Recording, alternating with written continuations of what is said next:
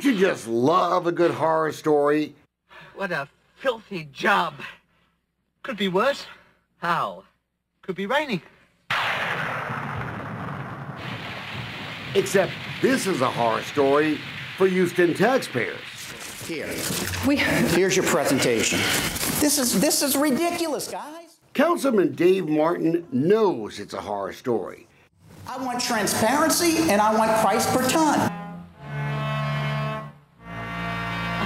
The mayor wants to give a Spanish company a 20-year contract to handle our recycling, even though a local company says they could do it for millions of dollars cheaper. In our business, we call that a big red flag. Could be worse. Spanish company FCC doesn't even have a plant in town.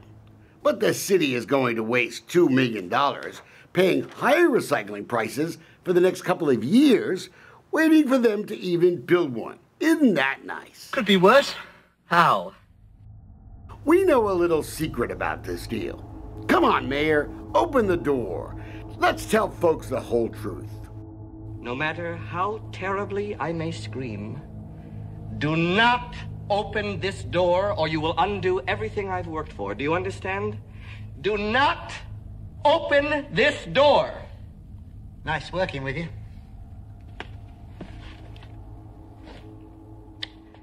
Sorry, Mayor, you know us. We're gonna pry that door wide open with or without you.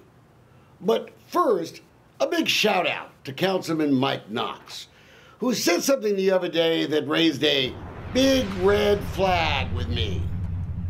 This is where FCC says it wants to build its big recycling plant.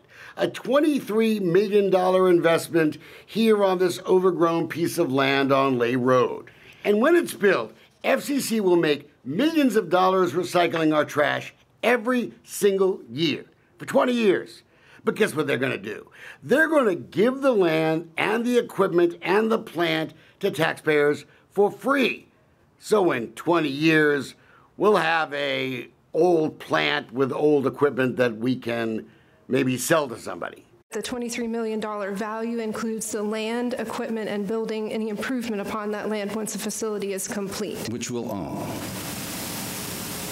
eventually. They will be giving to, yes, sir. So if we give them the contract, we'll get to own $23 million worth of stuff. Here's the rest of the deal. The city of Houston, in return, will lease the whole thing, lock, stock, and barrel, back to FCC for free for 20 years.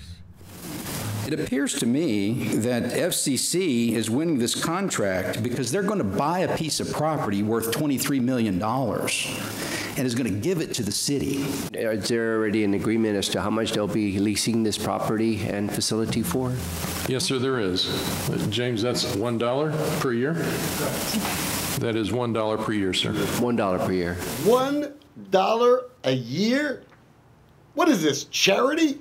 If the city owns the site and not FCC in 20 years, you got to wonder who pays for all the hazardous cleanup. And no property taxes will have to be paid. Not a penny. So I'm no math major, but the folks at the county tax office helped me figure out the racket here. You know, in 20 years, FCC will have avoided paying $11.5 million in property taxes. $11.5 million. Could you use that money? Could be worse.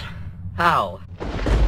If city council actually votes for this nonsense. Throw this whole thing out because it's been a mess from day one. Wait 1 minute. There's already evidence City Hall tried to rig the recycling bidding to keep out a company called EcoHub from winning. EcoHub had offered the city a way to reduce garbage truck routes from 3 to 1, saving up to $40 million a year every year. All garbage would be recycled now into new products, profits shared with taxpayers. The city could end the use of landfills for good. By the way, major companies had agreed to finance the EcoHub plant, and they weren't seeking to avoid the taxes like FCC is. Over 25 years, EcoHub would have paid, are you ready? $500 million in property taxes. $500 million. And Mayor Turner said no to that. Could be worse. How? It could be worse if members of City Council just can't convince this mayor to do the right thing, start over.